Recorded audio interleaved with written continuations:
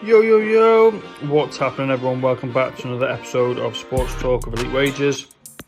I am your host Elite Wages, and this week we are going to be breaking down the EPL Weekly Monster over on FanTeam for Gameweek 31. So I'm going to be doing this a little bit different to normal. Obviously normally I go for each position, giving my opinions on the best fit for that position based on matchups for that particular game week. Recent form, things like that.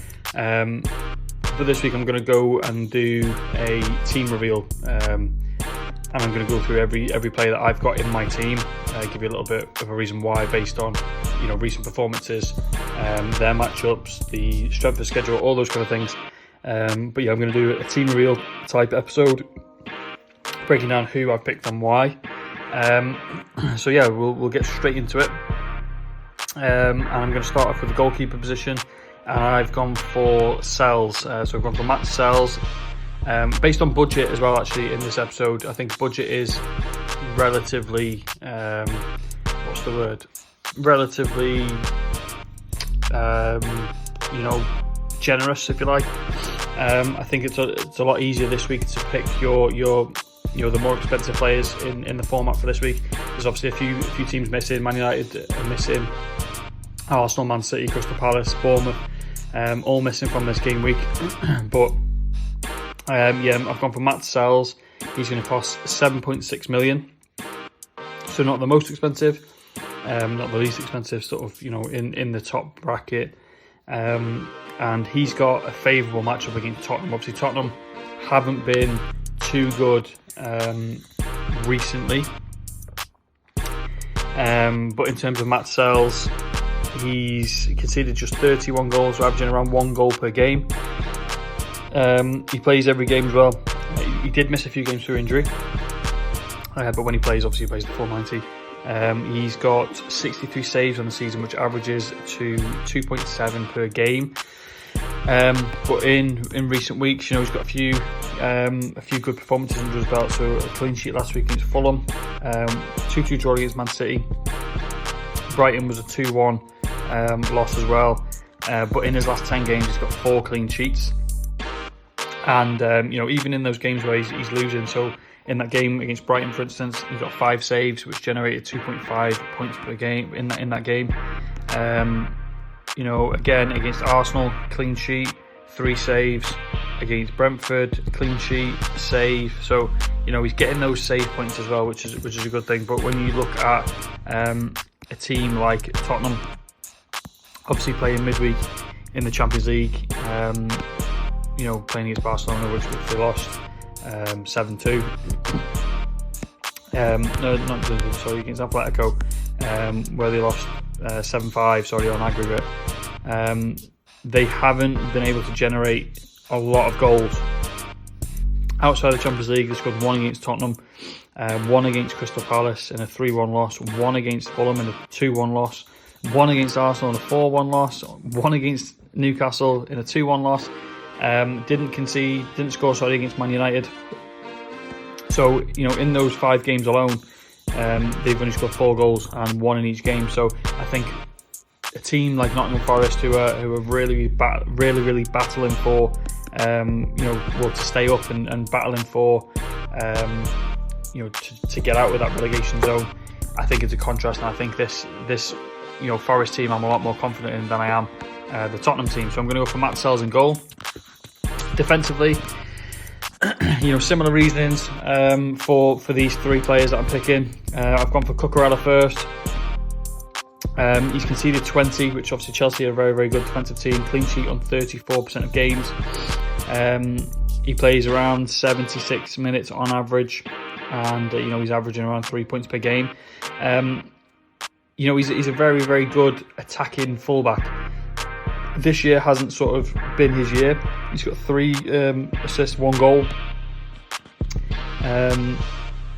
But when you watch Chelsea play, Cucurella is forced to play very, very high up the field, which obviously gives him more opportunities in the attacking third, which obviously can go towards a goal contribution. But it hasn't sort of happened this year, but I do expect it to pick up a little bit towards the end of the season. They're going to need these more goals to be scored to fight for that top 4 finish.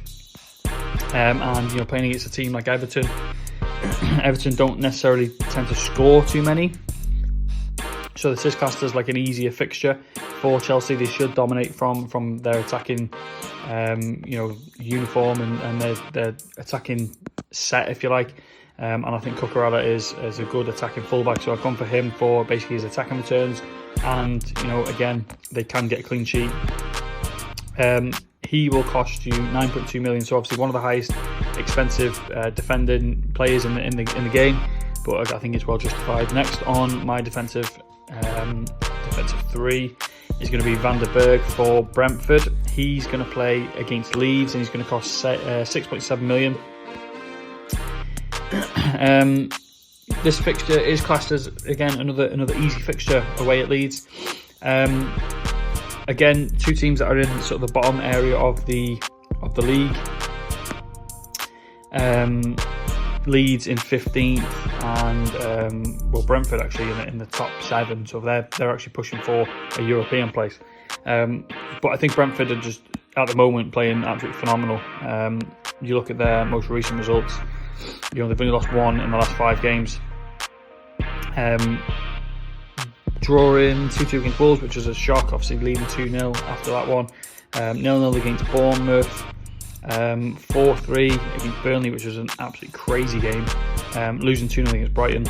Drawing 1-1 against Arsenal, which was a fantastic result. And another good result against Newcastle, which was 3-2. Another one against Brentford, 1-0. So, they're playing some very, really good football at the moment. You look at Leeds, who are sort of dropping down a little bit, losing against Sunderland, Man City, dropping points against Crystal Palace and Aston Villa. I think it's a bit of a mismatch in terms of the defence against attack. Obviously, the defence of Brentford is playing very well. For Van der Berg, he's conceding an average of 1.4 goals per game, 2 assists on the season, plays full games. When he plays, averaging around 3.6 points per game. So I think he again is going to be one of those players that's going to help this team in a win against a sort of a lesser opponent, if you like. And then my third and final defender is going to be El Hadji Diouf for West Ham. He's going to cost 5.5 million. He's going to play against Aston Villa. Now this game is going to be classed as a difficult game. Obviously Villa are a very, very good team, especially when Villa play at home. But again, looking at the sort of standings, Villa in 4th place at the moment, playing against obviously West Ham are in the relegation zone. As it stands, it's going to be more of a battle, I think, for West Ham. And at the moment, they are actually, they're putting some results together. They're getting some results out of games. That huge draw against Man City, win against Fulham. A draw against Man United as well, and a win against Burnley. It shows that they are fighting for these games. And again, El Hadji Diouf is one of those players that is a good attacking fullback, averaging 1.5 goals conceded, but he's got 5 assists for his time at West Ham so far. Plays relative full game, and I think he's going to be a player that can help West Ham push forward and complement Jared Bowen and their attack. In this game, I think they're going to go all guns blazing, trying to get 3 points in this game. And I'm actually not high on Aston Villa at the moment, so I'm going to go for Diouf in the defence in my final defensive position. Moving on to my midfield, we're going to stick with West Ham. I'm going to go for Jared Bowen. Again, just talked about Aston Villa. Jared Bowen plays a full game, so no chance of him being subbed off. And he's got 8 goals, 6 assists so far in the year. So again, a good goal contributor for West Ham. If he just pops up when they need him. So he got an assist against West Ham, against Man City. Sorry, another assist against Fulham, another assist against Liverpool, and another assist against Man United. So in the last 5 games, he's got 4 assists, which obviously is crazy. A goal against Chelsea as well. So he's playing against these top teams. And like I said, Man City, Liverpool, Man United, Chelsea. 4 of the best teams in this league. He's got assists against every single one. So I think West Ham can beat Aston Villa, and I think Jared Bowen is going to be a main contributor for that.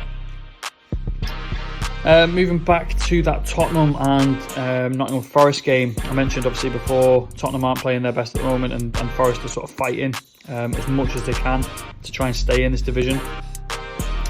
Morgan Gibbs-White is one of those players that's helping them a lot. Again, plays a full game, 8 goals, 2 assists, but most recently, he's been playing his top football. So scored a goal against Man City, scored a goal against Brighton, so 2 of his last 3 games with a goal. A few clean sheets in there as well. He's actually got a few clean sheet points too, and he's averaging a shot a game as well. So again, he's another player that I think can be a solid goal contributor within this game against a lesser opponent in Tottenham, who are really struggling at the moment. I'm going to move on to a bit of a derby in Newcastle and Sunderland. So obviously Newcastle got smashed 7-2 against Barcelona midweek. Anthony Gordon played okay, but again, he's sort of their main attacking threat, if you like, for this game. And obviously against Sunderland, who it's going to be a top team against the bottom team, but it can be a little bit harder because obviously it's that derby side, that derby style game that anything can happen. But Anthony Gordon, 4 assists, 5 goals. He scored a goal against Chelsea in his last game. He also scored against Man United in the game before that, and he also got an assist against Spurs. So again, playing and against Liverpool, scored a goal as well. So playing these top teams, Chelsea, Man United, Man City, Liverpool, scoring goals, getting assists. I don't think Sunderland's defence is going to be able to stop him. I think he's going to run rings around this defence, and I think he again is going to help Newcastle get a win against Sunderland. Another sort of mismatch game, if you like, for me is going to be Chelsea against Everton. So obviously Everton in 8th place, Chelsea in 6th place, so not many points between the two teams, but the contrast in the two teams is quite high in my opinion. Cole Palmer, everyone knows how good Cole Palmer is. He's got 9 goals, 2 assists, plays relatively deep into games, on set pieces as well, so he can get those extra goal contribution points for corners, free kicks, penalties, that kind of thing. He's averaging a shot on target per game too. Scored a goal against Aston Villa a few weeks ago. Scored and assisted against Leeds a few weeks ago. Scored 3 against Wolves a few weeks ago. Scored and got another assist against Brentford as well. So he's in good form at the moment. And when you see Cole Palmer at sort of in a competition and against an opposition like this, it's hard not to back Cole Palmer. So I'm going to go for Cole Palmer as well. And then this last midfield player, I've gone for 5 midfielders this week. I normally go for 3 attackers, but I have gone with Harry Wilson. He's one of the most expensive midfielders on the game this week, which is quite surprising. But playing Burnley, so we've got Fulham in 11th place, Burnley down in 19th, which obviously is a mismatch on paper. And yeah, Harry Wilson, he's obviously a very good player. He's on set pieces, corners, all those kind of things, free kicks, penalties, so he gets those extra points. His current form is around 4.9 points per game. 7 assists, 9 goals for him so far in this season. He gets those clean sheet points as well. Against Spurs, got a goal and assist a few weeks ago. Another assist against Sunderland. And he got a goal against Brighton, so he's there or thereabouts in terms of his form. He is a good player, and I actually really like Harry Wilson. I think this is a sort of a mismatch for him this week. I think he can spread his wings a little bit and get some balls into the box, get some shots on target, and help Fulham, push on for that top 10 spot. Obviously, if they get a win and other results go their way, they could find themselves up into 8th place. Where Burnley, they're looking like they're going to be relegated. So it's, again, a mismatch on paper, and I think Harry Wilson's going to contribute highly in this game. And then moving on to my final 2 players, who both are attackers. Staying in that Chelsea and Everton game, probably going to be no surprise that João Pedro gets in. 9 assists, 14 goals. Form recently is phenomenal. 3 goals and an assist against Aston Villa 2 weeks ago. A goal against Burnley a goal and an assist against Leeds, an assist against Wolves, a goal and an assist against West Ham, a goal and an assist against Crystal Palace, a goal against Brentford. So in his last 10 games, his form is 7.8 points per game.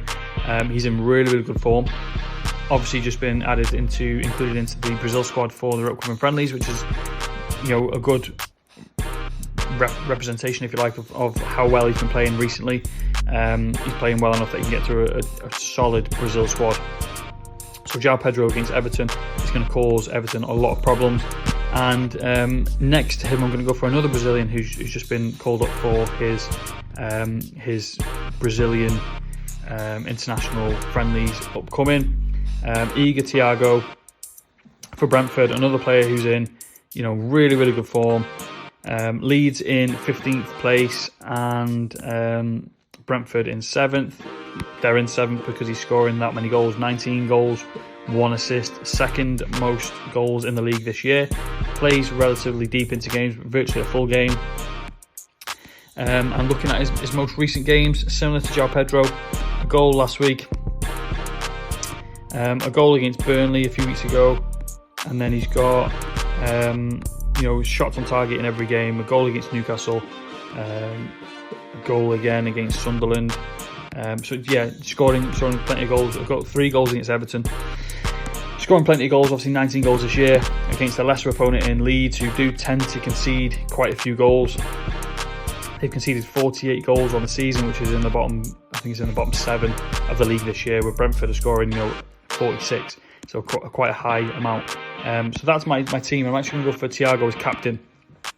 So to break down my team again, I got Matt Sells, Cucurella, Van der Berg, Goof, Gibbs White, Jared Bowen, Harry Wilson, Anthony Gordon, Cole Palmer, João Pedro and Igor Thiago as my full team. As always, appreciate everyone for listening so long. I would like some comments on this one. Let me know if you're going to be rolling with similar players that I've got. If you disagree or if you agree with anyone that I'm picking. Let me know who you're going to be picking. Let me know if I helped you out picking your teams or anything like that. So, again, appreciate everyone for listening.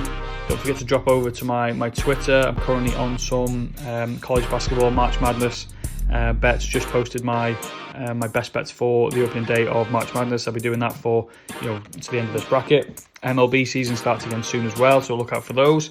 So I'm gonna lock in, and I'm gonna catch you later.